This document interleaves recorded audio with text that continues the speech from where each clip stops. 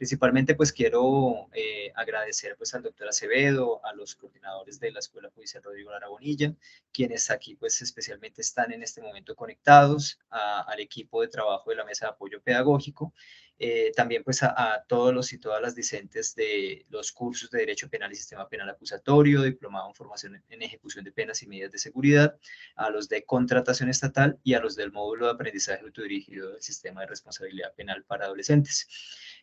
Pues el motivo de esta charla hoy es que se va a hacer pues una suerte de discusión a partir pues de los actos de investigación y juzgamiento de los hechos de corrupción a través desde una perspectiva del derecho penal tanto nacional como convencional, y para ello pues se ha invitado muy especialmente pues al doctor Juan Carlos Acevedo, quien es magistrado de la Sala Penal del Tribunal Superior de Medellín, es especialista en Derecho Penal y Criminología, Derecho Administrativo y magíster en Derecho Penal Internacional y Transnacional de la Universidad Internacional de La Rioja.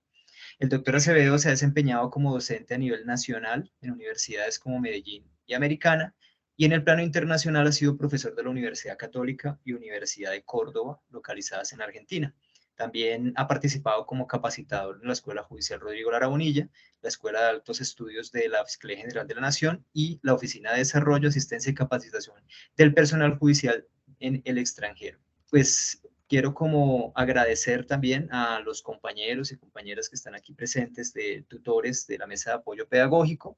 Sin más preámbulos, quiero darle la bienvenida, doctor. Muchas gracias por estar aquí con nosotros y pues usted ya tiene entonces la palabra para dar la presentación. Muchas gracias, doctor Oscar. Muchas gracias a la doctora Marilucero Novoa, directora de la Escuela Judicial Rodrigo Lara Bonilla, por permitirme nuevamente estar con ustedes dictando una charla tan interesante como es precisamente hablar sobre los delitos contra la administración pública, que en el ámbito del derecho penal internacional pues también se conocen como corrupción, precisamente en el ámbito del derecho penal internacional. Para mí es un honor estar con ustedes el día de hoy. Espero que esta charla que vamos a tener sea de gran agrado para todos ustedes. Yo voy a compartir unas diapositivas con las cuales voy a basar o en las cuales me voy a basar para mi charla. Bueno, delitos de corrupción, marco internacional de los mismos. Es importante resaltar que si la mayoría de los estados, casi la totalidad de los estados, uno de los delitos que persigue con mayor ahínco y firmeza son los delitos llamados delitos de corrupción, precisamente porque los delitos de corrupción, pues en el ámbito del servicio público, es lo que genera detrimento en las arcas del Estado, lo que termina generando que el Estado tenga que tomar medidas que afectan a toda la ciudadanía en general, como más cargas tributarias, por ejemplo. De igual manera, los delitos de corrupción no solo se dan en el ámbito del derecho público, sino también en el ámbito del derecho privado. Y frente a esto, a nivel internacional, se han venido tomando medidas necesarias para evitar que precisamente estos delitos se den, que se consideran delitos transnacionales, donde, por ejemplo, afectan la libre competencia entre las entidades. Me explico. Cuando un Estado vaya a contratar con alguna entidad del orden nacional o internacional, si efectivamente se dan delitos de corrupción como la contratación sin el lleno de requisitos legales, o por ejemplo soborno transnacional que hace referencia a dar dádivas o dinero a personas que hacen parte de esa organización que está realizando la contratación a cambio de que los favorezcan en ese proceso de contratación y de que sean seleccionados, que en el ámbito del derecho interno hacemos referencia a diferentes delitos como contratación sin requisitos legales o inhabilidad o la violación del régimen de inhabilidades para la contratación, por ejemplo, o interés indebido en la celebración de contratos. Entonces vamos a hacer referencia un poquito a lo que nos ha dicho el derecho internacional respecto a estos delitos. Recordando de que no solo se habla de corrupción cuando estamos haciendo referencia a delitos cometidos por servidor público, sino que también vamos a hablar de corrupción privada, que se da sobre todo en el ámbito de la libre competencia a nivel internacional o transnacional. Tenemos entonces que la corrupción ha sido entendida tradicionalmente como el abuso del poder público en beneficio privado. ¿En beneficio de quién? En beneficio de la persona que abusa ese poder público, ¿sí? No es en beneficio de del mismo Estado, es en beneficio propio, en beneficio privado. Y ha sido una constante a lo largo de todas las sociedades. Muchos de estos actos de corrupción se han dado con la finalidad de obtener decisiones favorables de quien ostenta el poder. Entonces, generalmente en los actos de corrupción no solo están involucrados los servidores públicos, sino que también están involucrados particulares que pretenden o solicitan de los servidores públicos que precisamente tomen decisiones a favor de estos o los favorezcan en algún tema como la contratación. Continuando entonces con el tema, tenemos que, si bien se ha dado en el ámbito del derecho, más bien a través de la historia, este tipo de actuaciones que precisamente son lesivas, no solo para la administración pública, sino para la libre competencia de las personas. Esto es para el comercio, para el trabajo, para todo este tipo de situaciones.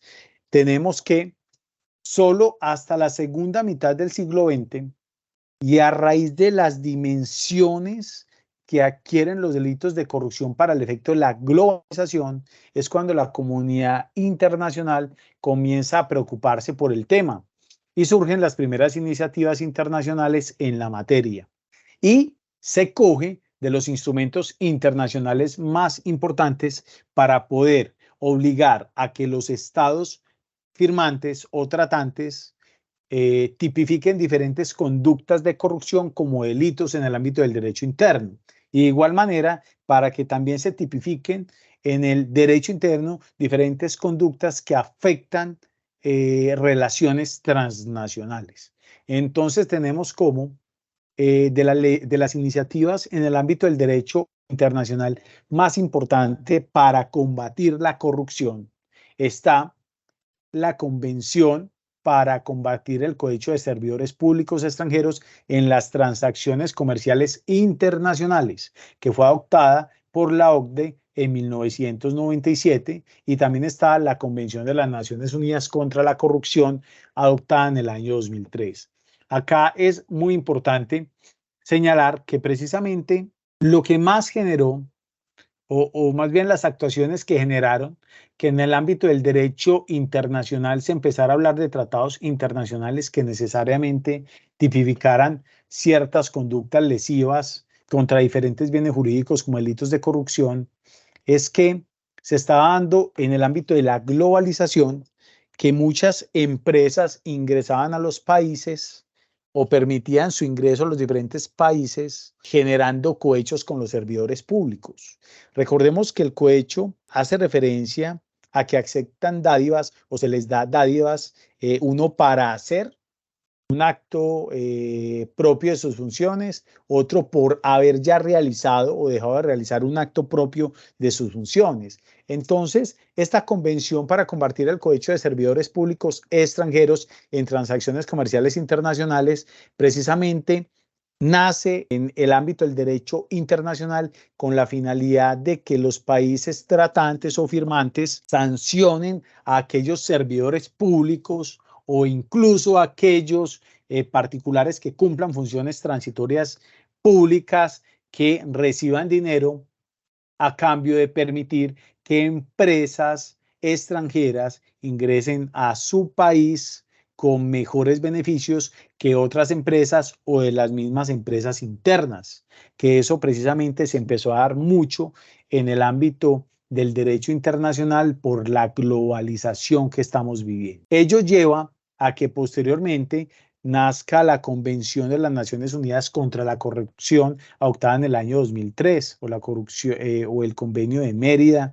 México, precisamente donde se intentan tipificar diferentes conductas que son lesivas contra la administración pública y también que son lesivas contra la misma propiedad privada, contra la misma competencia al interior del país. Tenemos que lo que generó hubiera necesidad de tipificar diferentes conductas en el ámbito del derecho penal internacional y en el ámbito del derecho penal interno es la dimensión de los delitos de corrupción que ya dejan de ser solo en el ámbito local y se convierten en delitos de corrupción en el ámbito transnacional, donde actúan efectivamente no solo personas naturales, sino también personas jurídicas. Ello incluso ha generado en diferentes países como España existan sanciones contra las personas jurídicas. Recordemos que existe una organización internacional que se llama GAFI,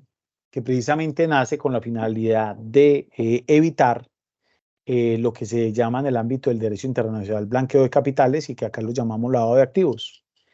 Sacan unas recomendaciones que son las 40 recomendaciones del GAFI, que posteriormente con la Convención de Mérida precisamente se hace referencia a una de esas, y es la obligatoriedad de que en el ámbito del derecho penal interno se sancionen a las personas jurídicas, se sancione penalmente a las personas jurídicas. Países como España, dependiendo del delito, sanciona a la persona jurídica. Por ello, en España hay delitos que atentan contra el medio ambiente, que si es cometido obviamente por una persona jurídica, no solo va a ser sancionado penalmente su representante legal o quienes hagan parte de la junta directiva, sino que también van a ser sancionados penalmente la persona jurídica. Ahora, ¿cómo se sanciona una persona jurídica penalmente? Con multas. Incluso en Colombia hubo un proyecto de ley pues, que no pasó en el Congreso, donde se sancionaban o se intentaba sancionar a la persona jurídica penalmente hablando, y se sancionaban en ciertos delitos como los que atentaban contra la salud pública, la seguridad pública o algunos otros delitos que atentaban contra la seguridad pública cuando eran cometidos por intermedio de personas jurídicas. Pero esa normatividad pues no se convirtió en ley.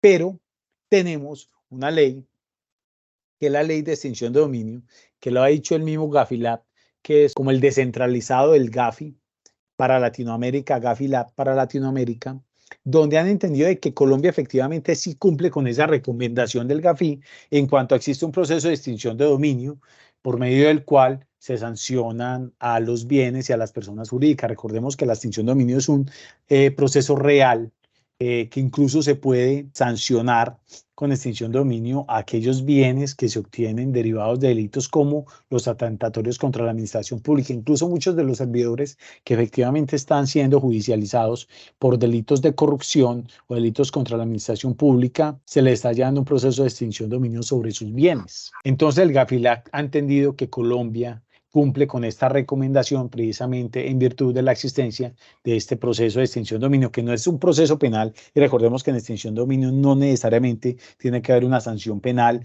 o se tiene que establecer de que efectivamente la persona sea responsable de unos delitos, sino que en extinción de dominio lo que se tiene que establecer es que, bueno, son muchas circunstancias, por ejemplo, que efectivamente el dinero provenga de una actividad ilícita y le corresponderá al propietario del bien que está siendo vinculado a la acción de extinción de dominio demostrar o la buena fe exenta de culpa o que ese dinero con el cual adquirió ese bien es lícito absolutamente. Esto es un dinero realmente lícito. Allí, si hablamos de carga dinámica a la prueba, en el ámbito de extinción de dominio, a diferencia del proceso penal, donde no podemos hablar de carga dinámica a la prueba, porque siempre le corresponderá a la Fiscalía General de la Nación probar que la persona efectivamente es responsable y la existencia del delito. Entonces, volviendo al tema, tenemos que se entendía que cuando en un acto de comercio intervenían por un lado una persona de un estado, esto es un servidor público o un particular, y por otro lado un funcionario de otro estado, sea público o personal, esto es, puede ser un funcionario público del estado o de un organismo internacional, y que entre esas dos personas o una de esas dos personas le dé una dádiva al otro en virtud de que lo favorezca en un proceso de contratación o en un proceso que permita que esa entidad ingrese a su país, se habla de un acto de corrupción transnacional. Pues evidente es que para que hablemos de corrupción transnacional es porque estamos hablando de un acto que se da entre dos naciones distintas, entre dos países distintos, entre funcionarios o personas, siempre tiene que haber necesariamente una persona que trabaje para el Estado del otro país, por lo menos de uno de los dos países donde se ejecute un acto, se considere atentatorio contra el bien jurídico de la administración pública. Aquí es muy importante resaltar lo siguiente. A ver, y les quiero hacer una pregunta a ustedes. Recuérdenme si la cosa juzgada se considera también cosa juzgada extranjera. Esto es, si una persona es condenada por un hecho en otro país, la pregunta es si puede volver a ser condenado en, por ejemplo, Colombia. Esto es, hay un acto en el cual se comete el delito entre España y Colombia por lavado de activos. Es condenado en España, ¿será que puede volver a ser condenado en Colombia? ¿O hay cosa juzgada extranjera? Como se trata del mismo delito, entonces está en ambas legislaciones penalizado y la pena en España es análoga, entonces es cosa juzgada. Eso es la extraterritorialidad. Hace parte, gracias doctora Irina, de la extraterritorialidad de la ley penal, que es artículo 16, exacto. Ahora bien, hay excepciones a esa cosa juzgada. Y lo dice el inciso primero. ¿Cuáles son las excepciones a la cosa juzgada? Una de las excepciones son los delitos contra la administración pública. Esto es, donde participen servidores públicos y estén afectando la administración pública. En esos casos, no existe cosa juzgada extranjera. ¿En qué sentido? Si la persona es condenada en el otro país a una pena menor a la que es condenado en Colombia, esa persona termina de purgar o de pagar la pena en el otro país y debe ser enviado a Colombia a terminar de pagar la pena.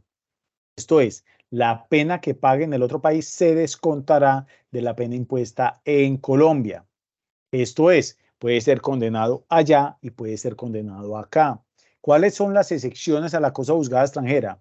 Delitos contra la administración pública, como peculados, cohechos, concusión, contratación sin el lleno de requisitos, etcétera. Como delitos contra el régimen constitucional y legal, como la rebelión, como la sonada, como la sedición. Como delitos contra el orden económico y social, a excepción del lavado de activos.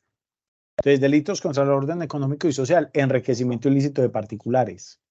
De igual manera también aquellas personas que cometan delitos de falsificación de moneda nacional o extranjera o aquellos delitos que cometan delitos de financiación al terrorismo. En esos casos no existirá cosa juzgada porque la persona puede ser condenada en ambos países. Lo que sucede es que solo vendrá a pagar la pena a Colombia siempre y cuando la pena por la cual fue condenado al otro país sea menor a la de Colombia. Y esa pena se le restará a la principal impuesta en Colombia. Esto es, si fue condenado a 4 años en España y a 10 años en Colombia, lo deportan para Colombia o extraditan, y en Colombia, de esos 10 se le restan esos 4 que pagó en España. Llega a pagar 6 años. Entonces, miren la importancia que le da el derecho penal internacional a estos delitos de corrupción.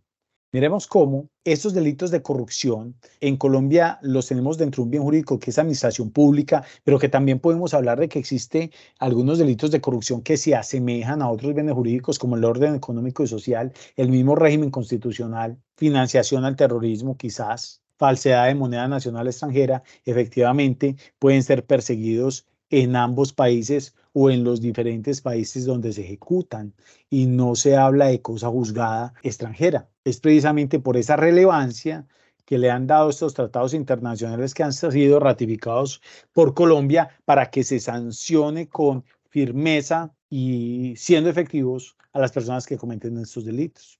El tratado más importante anticorrupción es el Tratado de Mérida en el año 2003. Es el tratado más importante. Y de ahí precisamente se dirían diferentes acciones con las que se pretende perseguir este tipo de delitos. Dentro de esas acciones, recuerden que lo que ha buscado también mucho el ámbito del derecho internacional es sancionar o perseguir la financiación de estas organizaciones criminales o estos actos de corrupción.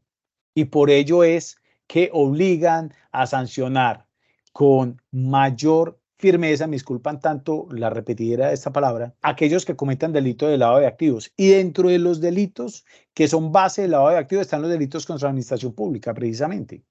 Esto es, que yo cometo delitos contra la administración pública y le estoy dando tintes de legalidad a los mismos, estoy incurriendo en delito de lavado de activos. Recordemos que el delito de lavado de activos tiene un delito base. ¿Cuáles son? Los establecidos en el artículo 323. Dentro de eso están los delitos contra la administración pública. Tan importantes son estos tratados internacionales con los que se persiguen delitos de corrupción y con los que se intenta sancionar a aquellas personas también que incurren, por ejemplo, en delitos como lavado de activos, que se crean instituciones en el ámbito del derecho interno, como es la UIAF, la Unidad de Análisis Financiero, con la finalidad precisamente de establecer movimientos sospechosos realizados en todo el país y hacer reportes a la Fiscalía General de la Nación para evitar este tipo de actos, no solo actos de lavado de activos, sino actos de corrupción. Y recordemos, la corrupción no puede ser solo entre servidores públicos, esto es, cuando hablamos de corrupción no solo hablamos de delitos contra la administración pública, hay delitos de corrupción como el delito de corrupción privada, como el delito de administración desleal, que son bastante complejos de tipificar en el ámbito del derecho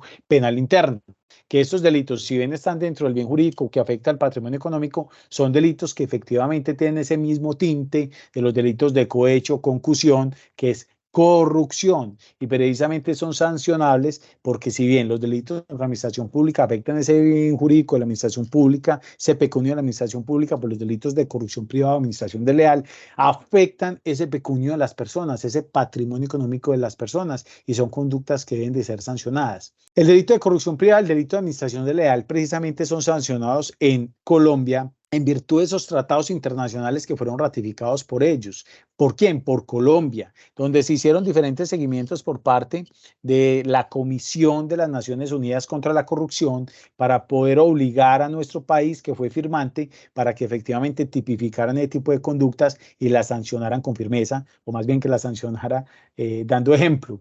Eso tiene que ver con ese fin de la prevención general, para que la ciudadanía se abstenga de cometer este tipo de delitos, porque no solo son sancionados, sino que son sancionados de manera ejemplar. Bueno, continuando, entonces tenemos que desde la década de los años 70, considerando que el cohecho de servidores públicos para obtener ventajas en transacciones comerciales internacionales consideraba grandes o tenía grandes consideraciones morales y políticas que las mismas socavan la gobernabilidad del desarrollo económico sostenible del país porque distorsionan la competencia.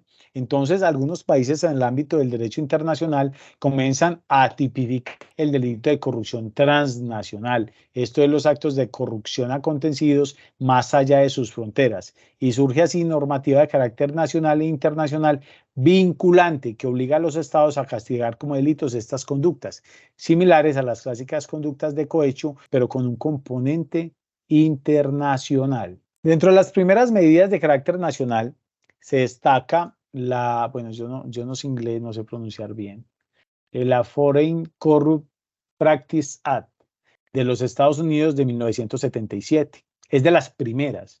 Casi siempre los abanderados en estos temas de corrupción y de persecución al lavado de activos es Estados Unidos, precisamente porque ellos quieren salvaguardar su país y establecer o evitar una posible competencia desleal o este tipo de situaciones donde no pueda existir control efectivo por parte del Estado, lo que termina afectando el orden económico del mismo y generando mayores cargas tributarias contra la población y un déficit fiscal al Estado.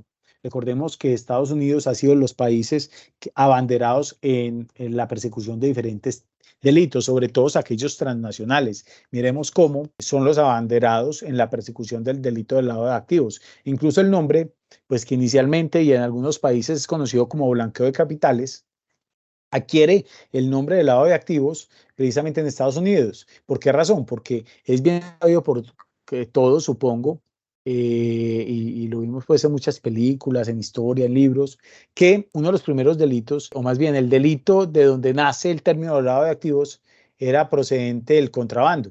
En los años 20 en Estados Unidos, cuando ingresaban contrabando de licor, cigarrillos y otros elementos, y estas mafias, sobre todo italianas, algunas irlandesas, decidieron comprar diferentes lavanderías en ciudades como Chicago, Nueva York, Boston, Detroit, etcétera, y en esas lavanderías lo que hacían era legalizar el dinero producto de los delitos de contrabando. Entonces, por eso se empezó a hablar de lavado de activos.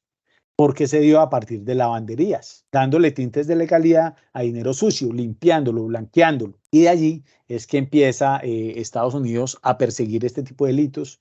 Incluso pues las grandes capturas que le realizan a varias de estas personas de estas mafias son por delitos de evasión de impuestos. Si bien no estaba tipificado el delito de lavado de activos, sí lo sancionaban por delitos de evasión de impuestos y posteriormente empiezan a hacer referencia a la necesidad de la creación de este delito en el ámbito del derecho penal internacional para que sean sancionados no solo por ese Estado, sino por los otros Estados. Toda vez de que el delito de lavado de activos generalmente cuando hacen parte de organizaciones criminales es un delito transnacional. Si no, miremos los llamados Panama Paper, Pandora Paper y otras circunstancias que se han dado. Incluso Estados Unidos es muy abanderado al intentar uno de los delitos bajo fuente del delito de lavado de activos, sea la evasión fiscal, la evasión de impuestos. La persona que va de impuestos y posteriormente intenta legalizar su dinero por intermedio de estas empresas se considere como un delito fuente de lavado de activos. Esto es que están lavando activos. Ellos son de los grandes abanderados para que, por ejemplo, en Colombia, como delito fuente, estos delitos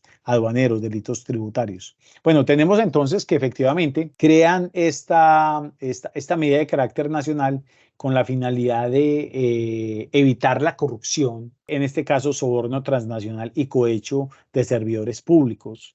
Luego viene la Organización de las Naciones Unidas desde 1975 a través de la resolución 3514, que es del 15 de diciembre de esa anualidad, muestra su preocupación de ciertas prácticas corruptas llevadas a cabo por empresas transnacionales y inicia una gran labor legislativa con distintos foros y de distintas maneras con la finalidad de que se tipifique estas conductas como delitos en el ámbito no solo pues en el ámbito del derecho penal internacional sabemos que solo hay un Código Penal Internacional que es el Estatuto de Roma y el Estatuto de Roma no tipifica esto como delito, pero sí lo que se pretende es que en las diferentes naciones se tipifiquen diferentes conductas donde sancionen estos hechos. Tenemos como la Oficina de las Naciones Unidas contra la Droga y el Delito.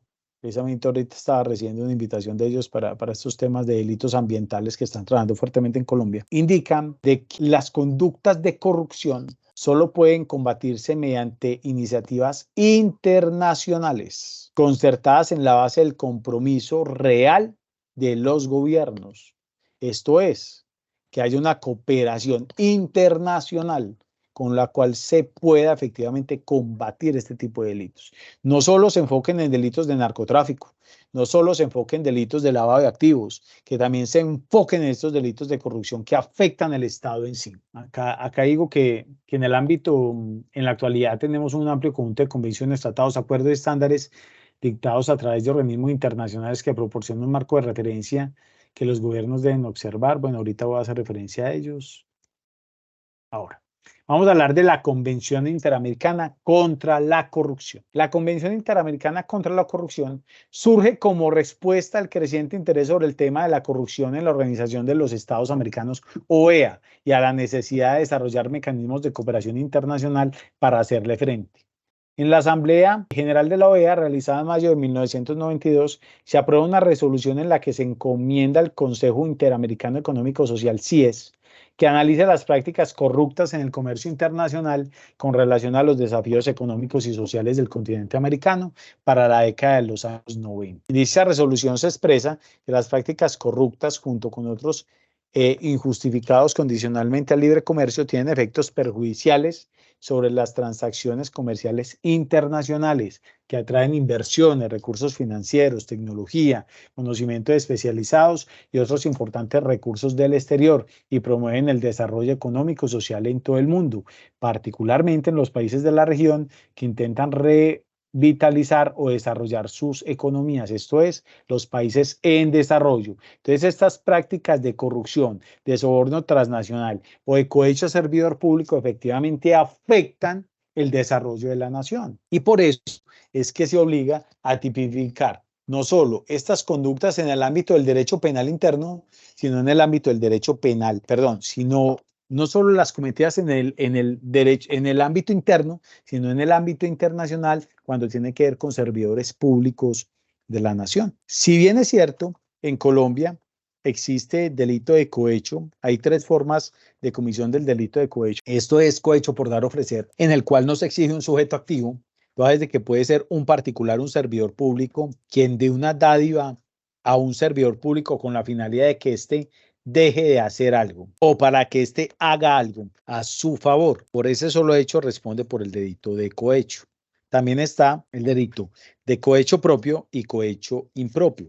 El cohecho propio está consagrado en el artículo 405 y señala: el servidor público, tanto cohecho propio como impropio, requieren un sujeto activo calificado. ¿Cuál es el sujeto activo calificado? Tiene que ser servidor público para que podamos hablar de cohecho, porque si no es servidor público no podemos hablar de cohecho como autor, pero sí podríamos hablar de interviniente en caso de que sea un particular que con dominio del hecho casi que sea coautor o autor de un delito de cohecho propio o impropio. Recordemos que la Corte Suprema de Justicia ha indicado que para que una persona pueda ser juzgado en calidad de interviniente, recuerden que la figura del interviniente son aquellos particulares que, no teniendo la calidad propia o calificante del sujeto activo, participe del delito. Pero esta participación debe ser con dominio del hecho, porque si no es una participación con dominio del hecho, entonces no responde como interviniente, sino que responde como determinador o responde como cómplice. Para que se hable de interviniente, tiene que tener dominio del hecho, y eso es una posición unificada, una línea jurisprudencial, no se mueve de la honorable Sala Penal de la Corte Suprema de Justicia. Incluso a ello, y yo tengo una charla sobre ese tema precisamente con la Escuela Judicial, a ello ha hecho referencia a la misma Corte Constitucional. Pero bueno, volviendo al tema, entonces cohecho propio. Cohecho propio hace referencia al servidor público que reciba para sí o para otro dinero u otra utilidad o acepte promesa remuneratoria, directa o indirectamente, para retardar u omitir un acto propio de su cargo o para ejecutar uno contrario de sus deberes oficiales. Entonces, este cohecho no solo aplica en el ámbito del derecho interno, sino si se está haciendo una transacción o un negocio en el ámbito del derecho internacional y tiene que haber un servidor público con él, y este servidor público está recibiendo una dádiva con la finalidad de retardar de pronto algún negocio para que otro sea favorecido, o omitir un acto propio o ejecutar un acto contrario a derecho. De igual manera está el cohecho impropio, el cual hace referencia al servidor público que acepte para sí o para otro dinero u otra utilidad o promesa remuneratoria, directa o indirectamente, por acto que deba ejecutar en el desempeño de sus funciones. Esto es, el servidor público debe ejecutar un acto en el desempeño de sus funciones. Ejemplo, es un juez y tiene que emitir una orden de captura, o más bien, tiene que revocar una medida de aseguramiento. Y efectivamente emite la orden, revoca la medida de aseguramiento. Y en virtud de esa revocatoria de la medida de aseguramiento recibe un regalo. Eso es cohecho impropio, porque obviamente todas nuestras decisiones son en virtud de nuestro trabajo, de la dignificación de nuestra tarea. No tenemos por qué recibir ninguna dádiva ni nada a cambio de nuestras decisiones, porque si lo hacemos, estamos incurriendo en el delito de cohecho impropio, que afecta efectivamente la potestad de la justicia, afecta la administración pública. Tenemos entonces, volviendo al tema del derecho internacional, que la Declaración de Belén do Pará de 1994, la Organización de Estados Americanos, impuso la obligación de estudiar medidas destinadas a combatir la corrupción, mejorar la eficiencia de la gestión pública y promover la transparencia y probidad en la administración de los recursos políticos. En junio de 1995, la Asamblea General de la OEA encomienda a su Comité Jurídico Interamericano que dé prioridad al estudio del proyecto de la Convención sobre la Corrupción, preparado por el Grupo de Trabajo sobre Probidad y Ética Cívica. La convención se abrió a firma en 1996 y entró en vigor en 1997. La convención define como funcionario público a cualquier funcionario o empleado del Estado o de sus entidades, incluidos los que han sido seleccionados, designados o electos para desempeñar actividades o funciones en nombre del Estado o al servicio del mismo, en todos sus niveles jerárquicos. De igual manera, la Convención tipifica varias conductas como actos de corrupción. A reconocer sus preceptos en la legislación nacional, los países los han denominado con diferentes nombres, adoptan diversas tipificaciones y su sanción se da igualmente en varias modalidades. El artículo 7º de esta convención señala que los estados parte que aún no lo hayan hecho adoptarán las medidas legislativas o de otro carácter que sean necesarias para tipificar como delitos en su derecho interno los actos de corrupción, y acá hacen referencia al delito de cohecho. Eso es lo que hacen referencia. Ahora bien, pregunta para ustedes. Recuérdenme, por favor, ¿cuál es el artículo que hace referencia a quién se entiende por servidor público? ¿A quién se entiende por servidor público? ¿Quién lo recuerda? Doctor, ¿el artículo de la Constitución? No. Recuerda que hay un artículo del Código Penal que establece quiénes son servidores públicos. Para el ámbito del derecho penal, el artículo 20 señala servidores públicos. Lo va a leer. Para todos los efectos de la ley penal, son servidores públicos los miembros de las corporaciones públicas. ¿Quiénes son miembros de corporaciones públicas? Los cuerpos colegiados.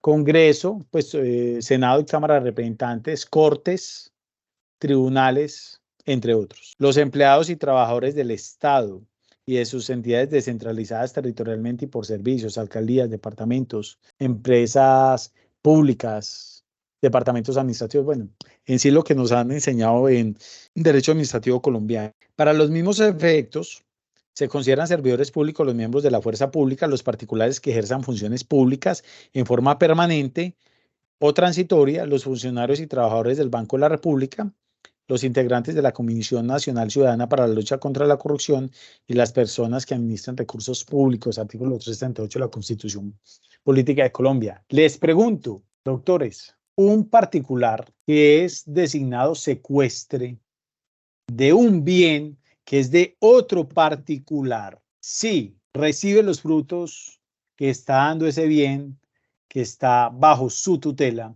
que se la confirió el Estado, y se apropia de ellos, responde por el delito de pecado, pese a que es un particular y de que el bien es particular, o responde a título de particular por el delito de hurto. ¿Cómo respondería en el derecho penal interno de nosotros?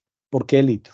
Buenas tardes. El auxiliar, en ese caso, él cumple función de auxiliar de la justicia y como auxiliar de la justicia le es aplicable su condición de servidor público. Exacto. Hacia el bien no sea público, pero el bien está bajo custodia del Estado. Por lo tanto, responde como servidor público. Exacto. ¿Ibas a decir algo, doctor Edwina?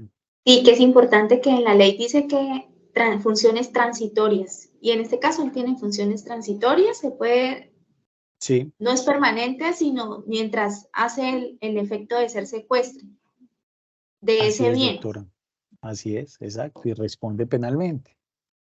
Ahora, esto tenemos que tener muy claro. ¿Quién nos dice que es servidor público? El artículo 20. Pero obviamente podemos acudir a otras disposiciones con la misma Constitución Política. Dime, doctor Jorge Enrique, buenas tardes, ¿cómo está? Doctor, muy buena tarde. Además, por la misma definición del cargo, porque si se revisa el artículo 47 del Código General del Proceso, se dice que los auxiliares de la justicia desempeñan el cargo y son cargos o son oficios públicos ocasionales. Entonces, como ellos están asistiendo a la administración de justicia en el desarrollo, digamos, de esa función, responderían así como usted lo menciona, aunque el bien sea de carácter particular, pero esa función que ellos despliegan lo han dentro del o se hace dentro del desarrollo de la función de administrar justicia, que es propia del Estado y de los delegados pues que él disponga para ese efecto, ya sea de manera permanente o transitoria. Perfecto, doctor. Muchísimas gracias por la ilustración. Así es. Otra pregunta. Una contratista de un colegio público se apropia, es contratista como tesorera del colegio y se apropia de dineros del colegio. La pregunta es, ¿responde por el delito de peculado por apropiación o podría responder por un delito como particular? Contratista, los contratistas no son servidores públicos. Ella es contratista del colegio público en calidad de tesorera y en calidad de tesorera se apropia de un dinero del colegio. ¿Responde como servidora pública? Tienen la misma calidad en este caso, del secuestre. Bueno, el secuestre porque es auxiliar de la justicia y le atribuyó la calidad de servidor público, ser auxiliar de la justicia. Pero a ella se le atribuye el hecho de que es ser contratista del Estado, pues el objeto de su contrato es realizar el manejo de los dineros públicos de Públicos, ese exacto. colegio. Así es, doctora Irina, esa es la respuesta, exacto, perfecto. Entonces vamos a otra pregunta. Un particular que es contratista de una alcaldía, que es un abogado contratista, pongámoslo como abogado contratista, observa que existe un título de valor de la alcaldía, lo coge sin que nadie se dé cuenta, se lo lleva y realizando maniobras obviamente fraudulentas sobre ese documento, lo cobra y se apropia de ese dinero. Mi pregunta es, ¿allí ese contratista se trata como servidor público o no? Doctor, no sé si se pudiera tomar en consideración los recursos que finalmente son los que él realiza el acto de apropiación. Si bien, digamos, él es un profesional del derecho que ejerce su profesión en ese primer ámbito como contratista y quizás lo haga en el orden privado, él cuando toma ese título valor, que parto yo de la base que estaba o constituía un crédito a favor de la administración municipal y por ende del Estado, y se apropia de esos recursos adelantando sus maniobras, no sé, hace el endoso, realiza el cobro extrajudicial o judicial y se apropia de los recursos, yo consideraría que sí, pero por la naturaleza de los recursos que él apropia, sí, porque está afectando la administración en razón a ese crédito que le asistía a la administración municipal.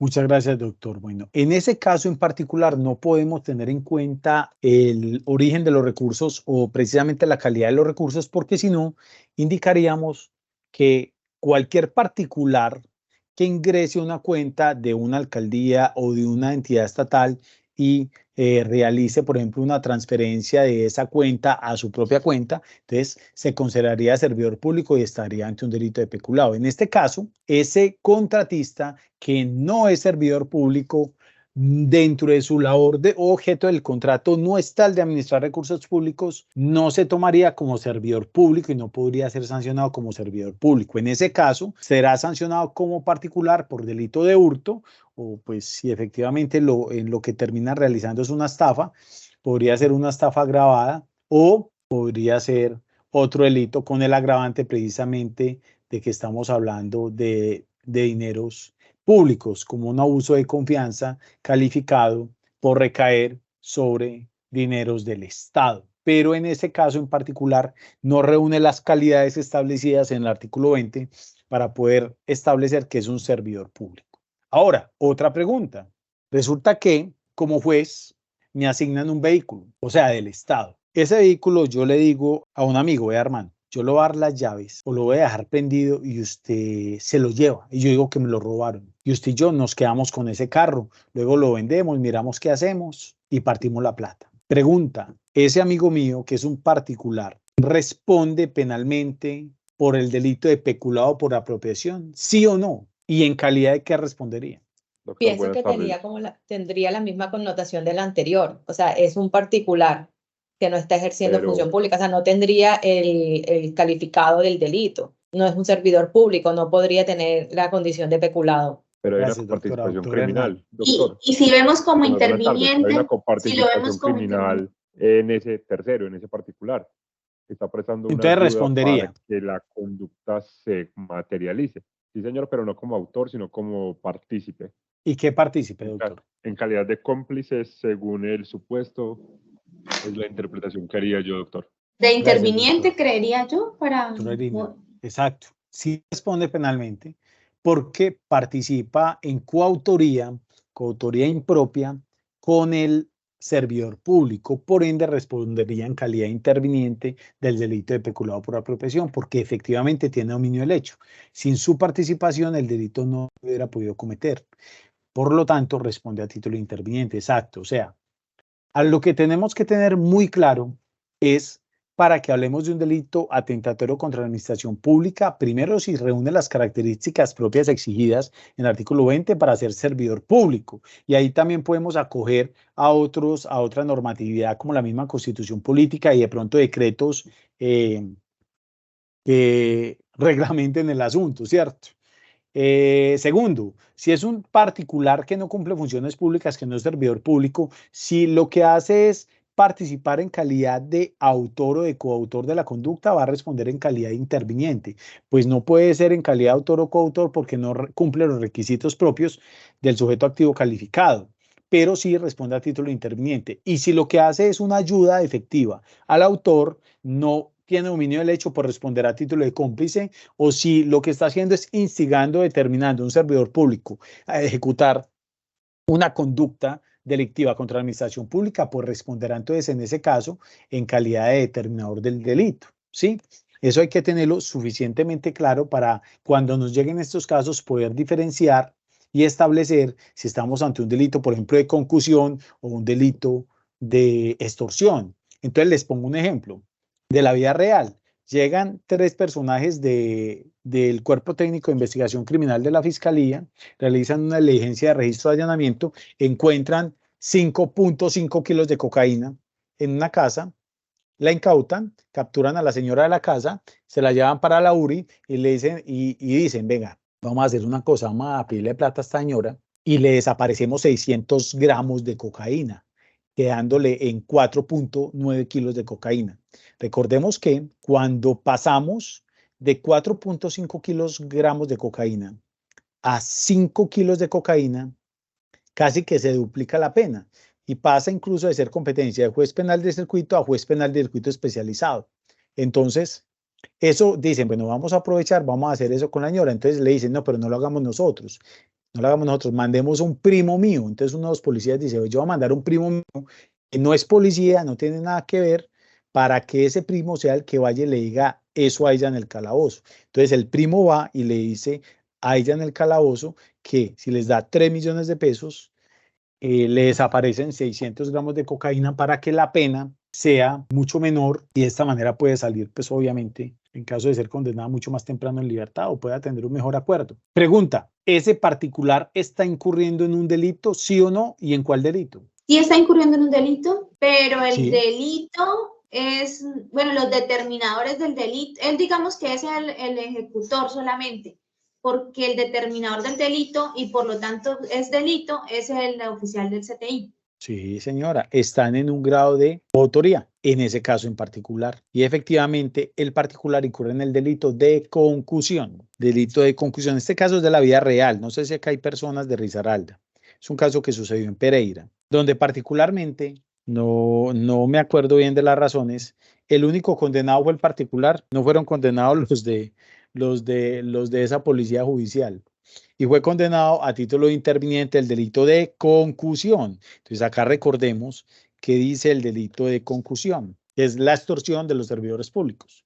Delito de concusión. El servidor público que abusando de su cargo, de sus funciones, constriña o induzca a alguien a dar o prometer al mismo servidor o a un tercero dinero o cualquier otra utilidad indebida o lo solicite, incurrirá en prisión desde los 96 a los 180 meses. Él no tiene la condición especial para ser sujeto activo calificado, pero sí participa en calidad de coautor porque tiene dominio del hecho con los servidores públicos que sí tienen esa calidad. Entonces allí, pues no responde por extorsión, sino por concusión en calidad de interviniente. ¿Alguna pregunta de lo que estoy hablando? Continuemos entonces con las diapositivas. Entonces, en la Convención contra la Corrupción de la Corte Interamericana de Derechos Humanos, se habla de los siguientes actos de corrupción. Primero, el requerimiento o la aceptación directa o indirectamente por un funcionario público o una persona que ejerza funciones públicas de cualquier objeto de valor pecuniario u otros beneficios como dádivas, favores, promesas o ventajas para sí mismo o para otra persona o entidad a cambio de la realización u omisión de cualquier acto en el ejercicio de sus funciones públicas. Esto es cohecho. ¿Cohecho qué? Cohecho impropio. Segundo, el ofrecimiento o el otorgamiento o indirectamente a un funcionario público o a una persona que ejerza funciones públicas de cualquier objeto de valor pecuniario u otros beneficios como dádivas, favores, promesas o ventajas para ese funcionario público o para otra persona o entidad a cambio de la realización o omisión de cualquier acto en el ejercicio de sus funciones públicas. Cohecho por dar o ofrecer. Y tercero, eso más, la realización por parte de un funcionario público o una persona que ejerza funciones públicas de cualquier acto o omisión en el ejercicio de sus funciones, con el fin de obtener ilícitamente beneficios para sí o para un tercero, cohecho propio. Tenemos también el aprovechamiento doloso u ocultación de bienes provenientes de cualesquiera de los actos a los que se refiere el presente artículo. Lavado de activos. Estos verbos de aprovechamiento y ocultación de bienes producto ilícito son verbos rectores del lavado de activos. Quinto, la participación como autor, coautor, instigador, cómplice, encubridor o en cualquier otra forma en la comisión, tentativa de comisión, asociación o confabulación para la comisión de cualquiera de los actos a que se refiere el presente artículo. Tenemos acá una situación, y es que recordemos que dentro de los delitos contra la administración pública existe un delito que hace referencia a cuando los servidores públicos se ponen de acuerdo para la comisión de varios delitos contra la administración pública. Esto es, no hacemos referencia al delito de concierto para delinquir establecido en el artículo 340 del Código Penal, sino que hacemos referencia a asociación para la comisión de un delito contra la administración pública. El servidor público que se asocie con otro o con un particular para realizar un delito contra la administración pública incurrirá solo por esta conducta en una pena de 16 a 54 meses. Acá, a diferencia del concierto para delinquir, no se exige que se asocien para la comisión de varios delitos con permanencia en el tiempo, sino que se asocie con otro servidor público o un particular para la comisión, así sea de un delito atentatorio contra el bien jurídico de la administración pública. Tenemos el delito de una circunstancia de agravación punitiva, pero que hace referencia ya al delito de concierto para delinquir. Recordemos que el delito de concierto para delinquir es cuando varias personas se concierten con el fin de cometer varios delitos con permanencia en el tiempo y una asociación que se puede dar bajo un acuerdo previo concomitante a la comisión de estas conductas punibles. Generalmente, obviamente, es previo porque tiene que tener una finalidad de permanencia en el tiempo. Tenemos una circunstancia de agravación que es la del artículo 342 que dice, cuando las conductas descritas en los artículos anteriores sean cometidas por miembros activos o retirados de la fuerza pública, organismos de seguridad del Estado, la pena se aumentará en una tercera parte a la mitad, que hace referencia generalmente a cuando hacen parte de ese concierto para delinquir funcionarios de la Policía Nacional o del Ejército, que es algo que lastimosamente, pues, por lo menos en el momento en que yo era juez especializado de acá en la ciudad de Medellín, tenía varios casos que hacían referencia a esto. Bueno, volviendo al tema de las diapositivas, vuelvo a compartir las mismas. Tenemos que la tipificación de la corrupción internacional se prevé específicamente en su artículo 8 bajo la denominación de soborno transnacional y se dispone lo siguiente. Con sujeción a su Constitución y a los principios fundamentales de su ordenamiento jurídico, cada Estado parte prohibirá y sancionará el acto de ofrecer u otorgar a un funcionario público de otro Estado, directa o indirectamente, por parte de sus nacionales, personas que tengan residencia habitual en su territorio y empresas domiciliadas en él, cualquier objeto de valor pecuniario u otros beneficios como dádivas, favores, promesas o ventajas a cambio de que dicho funcionario realice u omita cualquier acto en el ejercicio de sus funciones públicas relacionado con una transacción de naturaleza económica o comercial. Entre aquellos estados partes que hayan tipificado el delito de soborno transnacional, este será considerado un acto de corrupción para los propósitos de esta convención. Aquel estado parte que no haya tipificado el soborno transnacional brindará la asistencia y cooperación previa en esta convención en realización con este delito en la medida en que sus leyes lo permita. Esto es, obliga a tipificar el delito de soborno transnacional. ¿Qué es lo que pasa en Colombia? En Colombia realmente esto está tipificado y está tipificado como cohecho propio o cohecho impropio, pero no como soborno transnacional. Recordemos que el delito de soborno realmente la tipificación del Código Penal se tiene es para aquellos que le dan dádivas a testigos para que estos testifiquen algo diferente a lo que tengan declarar. Se hablan de medidas preventivas en los instrumentos internacionales para prevenir este tipo de actos de corrupción en el ámbito del derecho internacional. En Colombia, recuerden que no está tipificado como delito el soborno transnacional. Recuerden que no lo está. Pero se entiende que está tipificado el delito de cohecho propio, cohecho impropio y de igual manera el delito de concusión. Bueno, hay diferentes medidas preventivas que voy a hacer referencia solo a algunas. Que se hablen de normas de conducta para el correcto, honorable y adecuado cumplimiento de las funciones públicas, que se hablen de mecanismos para hacer efectivo el cumplimiento de dichas normas de conducta, que se dé instrucciones al personal de las entidades públicas que aseguren la adecuada comprensión de sus responsabilidades éticas, bueno, entre otras, pues. En materia de cooperación internacional con un tema bastante importante, la convención establece 3 aspectos de suma importancia para la lucha internacional contra la corrupción, que son la extradición, la asistencia recíproca en investigación de delitos relacionados con la corrupción y el tratamiento del secreto bancario. Recuerden, cuando se está hablando de casos de corrupción o de casos de lavado de activos, está prohibido que el Estado haga referencia a la protección de la información por el secreto bancario.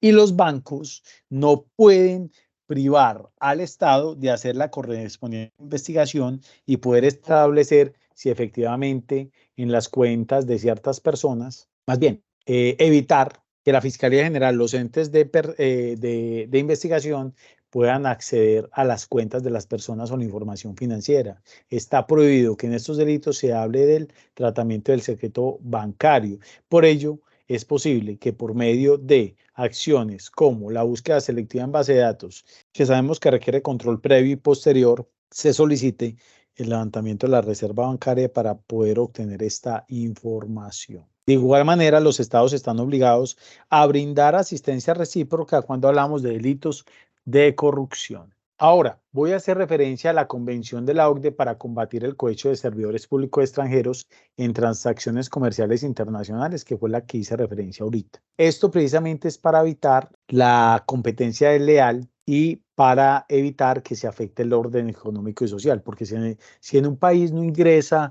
dinero o no hay inversión extranjera, pues efectivamente ese país va a ser bastante golpeado y eso va a terminar afectando pues la economía de todos los ciudadanos, ¿no? Si hay menos inversión, pues obviamente es necesario los que vivimos en el Estado, pues saquemos más plata en nuestro bolsillo. Entonces en los años 70, la Organización para la Cooperación y Desarrollo Económica, OCDE, publica sus líneas directrices para empresas multinacionales que han sido reformadas en diversas ocasiones desde entonces para adaptarlas a los nuevos instrumentos internacionales contra la corrupción y hablan del principio de lucha contra la corrupción, recomendando a las empresas no ofrecer ni prometer ni dar pagos ilícitos o ventajas indebidas para obtener o conservar contratos u otras ventajas indebidas. El principio número 7, que se titula Lucha contra la corrupción, las peticiones de soborno y otras formas de extorsión, se recomienda no ofrecer ni prometer ni dar pagos ilícitos para obtener o conservar contratos o ventajas ilegítimas, a la vez que se hace hincapié en la necesidad de adoptar programas de cumplimiento para prevenir y detectar casos de soborno. Sumado a ello, en el año 97, pues la Convención Interamericana de Derechos Humanos hace referencia a la Convención para combatir el cohecho de servidores públicos extranjeros en transacciones comerciales internacionales. Instrumento que marca un antes y un después en la lucha contra la corrupción de funcionarios públicos extranjeros. Tenemos pues que esta convención es un acuerdo legalmente vinculante. Esto es, vincula a Colombia. Surge orientada a regular la corrupción ligada a la actividad de empresas transnacionales. El objetivo fundamental es establecer una uniformidad de legislaciones nacionales a efecto de evitar que las empresas obtengan beneficios al aprovechar las ventajas competitivas que ofrecen las regulaciones más laxas y sobre todo en los países de desarrollo, que es donde hay normatividades a veces más laxas.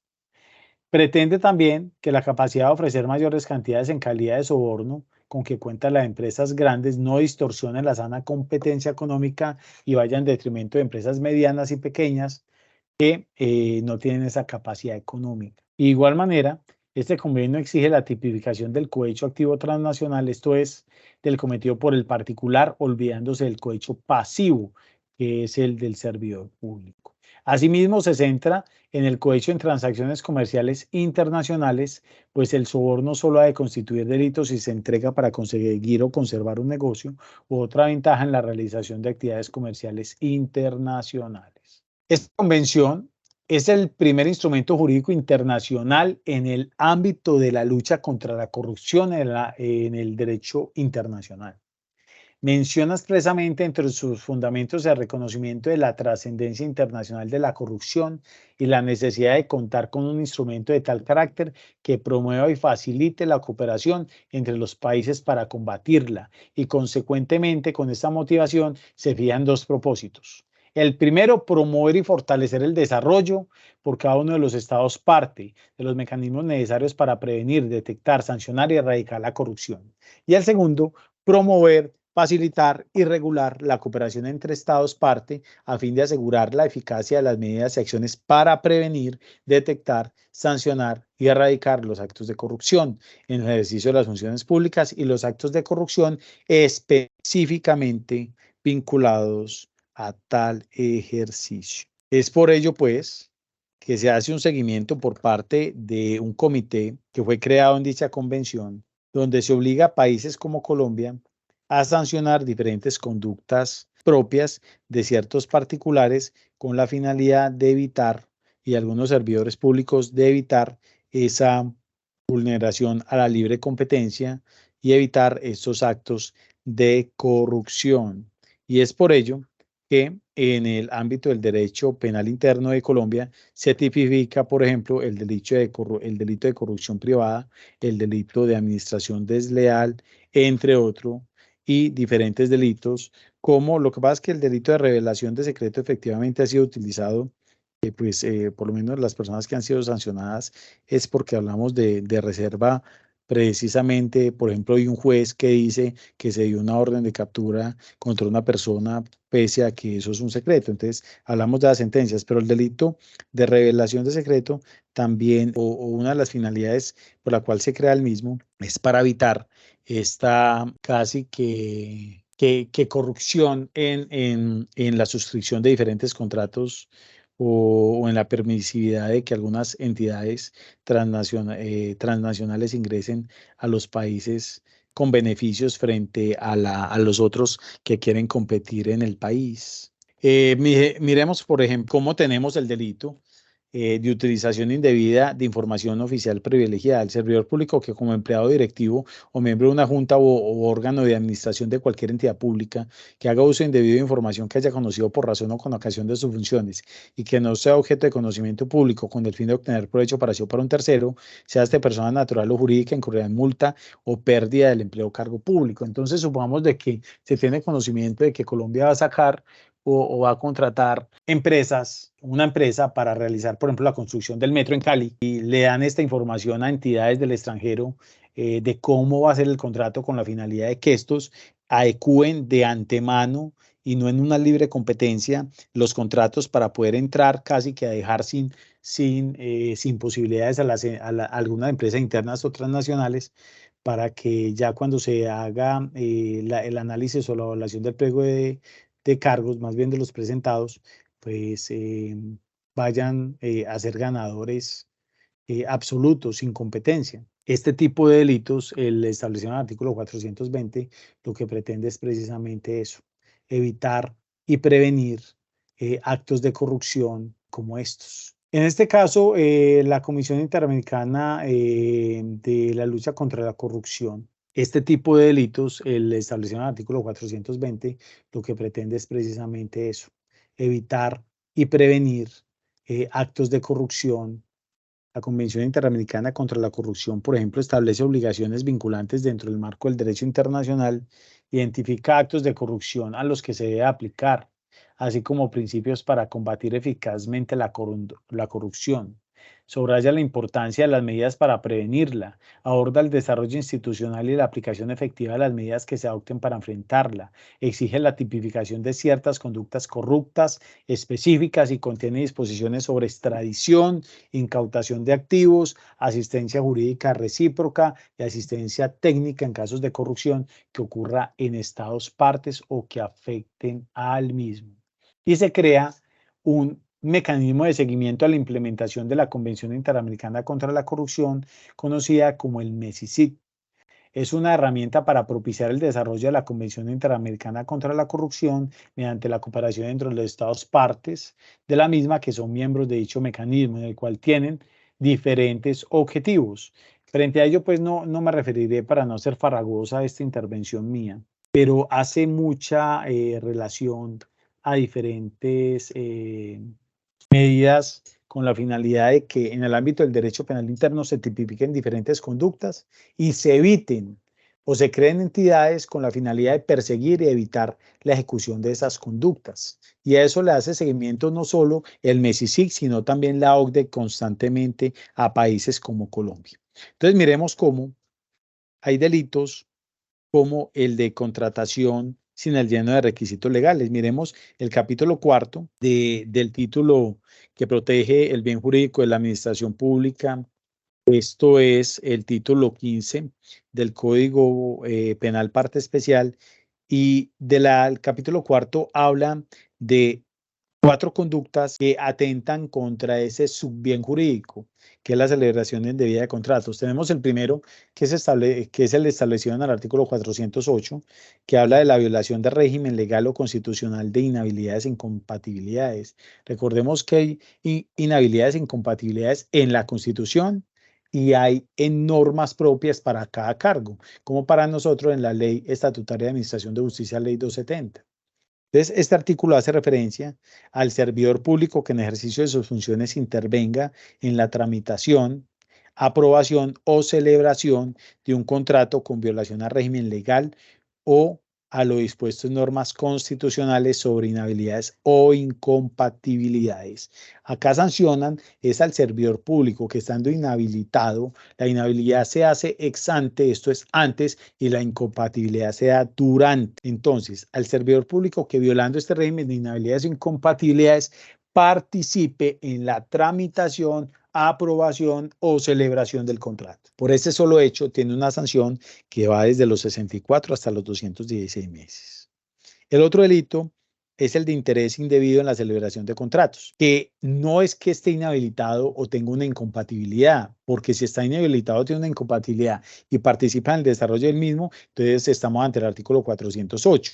Cuando hablamos de interés indebido en la celebración de contratos, es referente al servidor público que se interese en provecho propio de un tercero o en cualquier clase de contrato o operación en que deba intervenir por razón de su cargo, de sus funciones, que tenga un interés. Obviamente ese interés tiene que ser doloso. Estos delitos solo admiten una modalidad. ¿Qué modalidad? La modalidad del dolo. No admiten la modalidad culposa y pues obviamente pues casi que diríamos que es imposible la preterintencional, ¿cierto?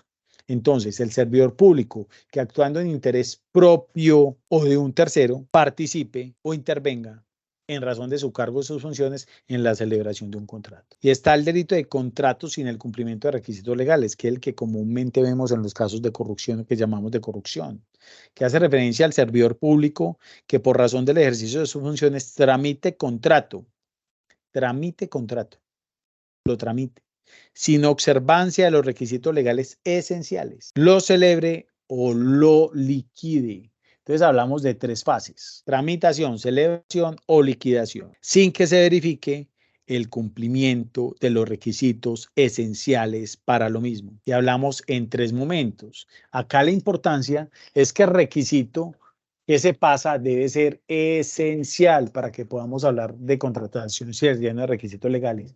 Y de igual manera es un requisito eminentemente doloso,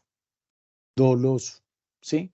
Pero se entiende que los servidores que participan en este tipo de celebración, tramitación o liquidación tienen el conocimiento para hacerlo. Y esto precisamente es en aras de proteger el pecunio del Estado, por supuesto. Y por último, tenemos el delito de acuerdos restrictivos de competencia. Miren, artículo 410A.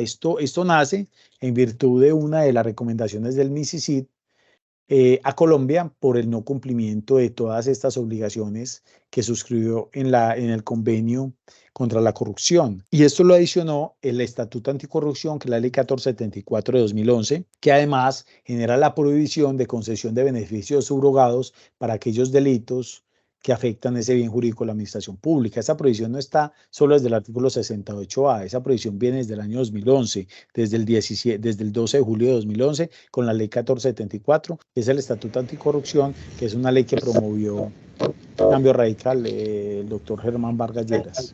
Entonces acá se dice, el que en un proceso de licitación pública, subasta pública, selección abreviada o concurso, Estas son las formas de contratación, pues 4 de las formas de contratación: licitación pública, subasta pública, selección abreviada o concurso.